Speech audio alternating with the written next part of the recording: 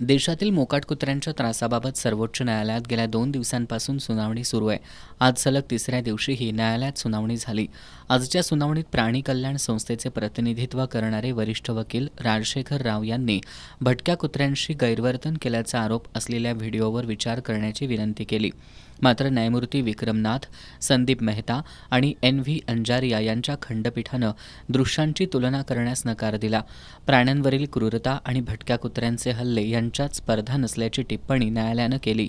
यावेळी प्राणी हक्क गटानं गोल्डी नावाची मादी कुत्री एम्समध्ये आहे यावर न्यायमूर्ती मेहता यांनी तिला ऑपरेशन थिएटरमध्ये नेण्यात आले होते का अशी विचारणा केली. तसंच जर असे कुत्रे रुग्णालयात गेले तर काय होईल याची कल्पना करा. न्यायालयात सादर केले जाणारे युक्तिवाद वास्तविकतेपासून दूर आहेत. रुग्णालयांमध्ये कुत्र्यांना परवानगी देण्यास काही अर्थ नाही असं सांगून न्यायालयानं कुत्र्यांचा गौरव करण्याचा प्रयत्न करू नका असं सुनावलं. या प्रकरणी आता पुढील सुनावणी 13 जानेवारीला होणार आहे.